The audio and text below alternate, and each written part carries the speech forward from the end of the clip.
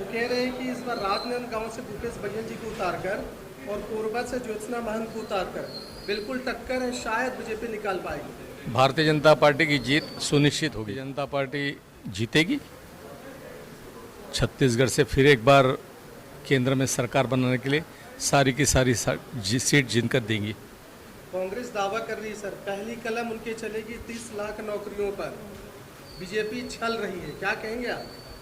नौकरियां तो मिल रही है, हर समय समय पर रोजगार मेले के आयोजन करके सरकार प्रमाण पत्र भी दे रही है, नौकरी की अपॉइंटमेंट लेटर भी दे रही है। जिनको हवाई बातें करनी है वो तो कुछ भी कर सकते। आज हमारे बीच में भारतीय जनता पार्टी के पूर्व राष्ट्रीय महामंत्री संगठन माननीय संजय भाई जी रायपुर आए हुए थे और वो यहाँ एक माननीय हमारे बृजमोहन अग्रवाल जी के कार्यक्रम में आए हुए थे। हमको कल जानकारी प्राप्त हुआ, काफ़ी दिनों बाद आए थे, तो हमने अपने संस्था सर्व समाज समन्वय महासभा और अटल आस्था मंच के बैनर तले उनका सम्मान करने का एक प्लान किया था और आज काफ़ी हमारे पदाधिकारियों कार्यकर्ताओं के द्वारा उनका बहुत बढ़िया तरीके से स्वागत किया गया है। उनको पा करके हम काफ़ी सभा में टिकट तो सबका वितरण हो गया है। टिकट मांग हम रहे थे मगर टिकट का डिस्ट्रीब्यूशन भारतीय जनता पार्टी ने दे दिया है और आज के डेट में हम पूरे प्रदेश को पूरे 11 के 11 लोकसभा की सीटें जिताने के लिए हम सब सर्व समाज, अटल आस्था मंच, भारतीय जनता पार्टी के कार्यकर्ता सब मिलजुल करके काम कर रहे हैं।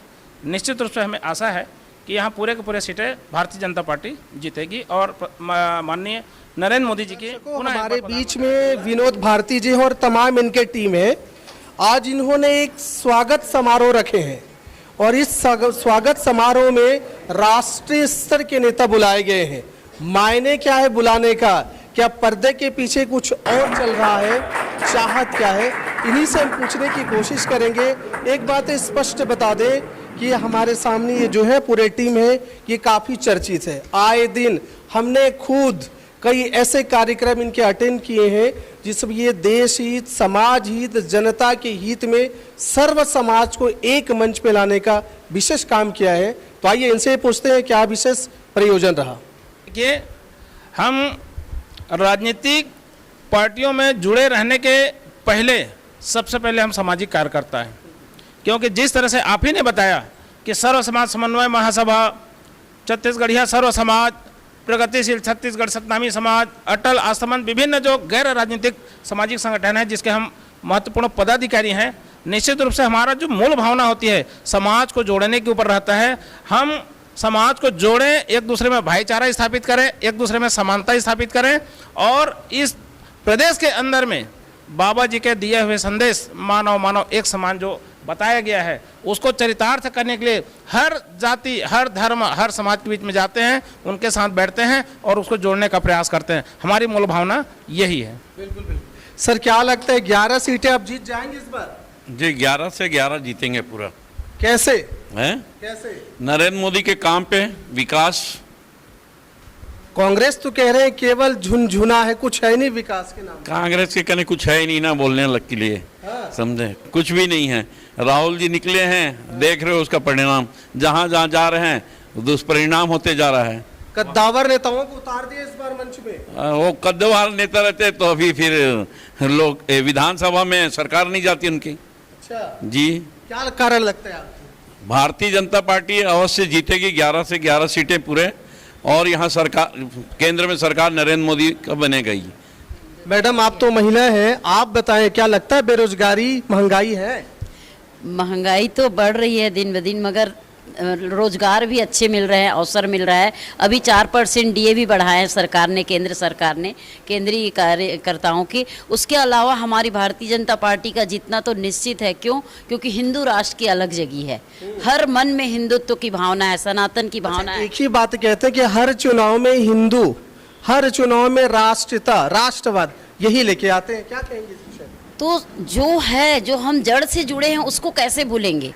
हमें जरूरी है अपने जड़ से जुड़े रहना, हमें अपने सनातन होने का, हमें अपने धर्म का, हमें संस्कृति का, हमारे मान का, मर्यादा का ध्यान रखते हुए जो हमारा ये भारतीय जनता पार्टी हमें वो स्थान दिला रही है, इसलिए उनका जीतना निश्चित है। मैं किसी दलगत नहीं हूँ, मगर मैं कहूँगी कि हिंदू राष्ट्र है और जो समाज और देश हित के लिए सोचता है वो सामने आए। हम आपको बता दें दर्शकों, ये समारोह था जिसमें तमाम आम जनता को भी बुलाया गया था। कोई पार्टी से जुड़ा हुआ है ऐसा नहीं, जैसे कि इसने खुद बताया है, तो स्वाभाविक है एक समाज में, एक देश में तमाम है। हाँ जी, हमारे बीच में ये जिला अध्यक्ष रविदास समाज की, शायद क्या कहेंगे आप?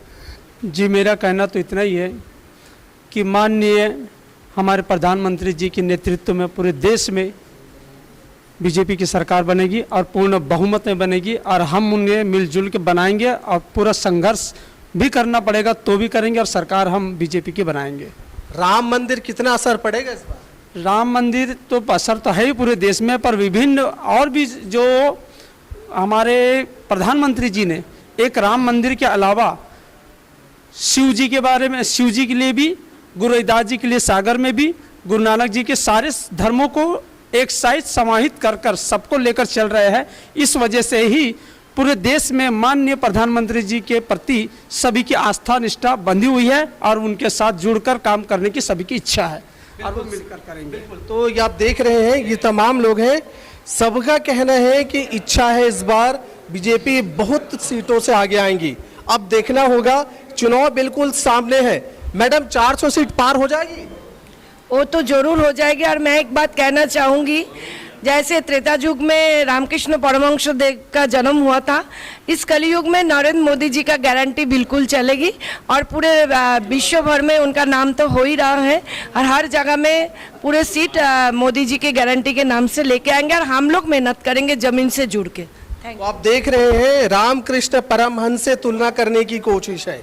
अब देखना यह है कि सच में इस चुनाव रूपी ऊँट किस तरफ करवट लेती है। तब तक बने रहे हमारे साथ। महानदी न्यूज़। जय हिंद, जय छत्तीसगढ़।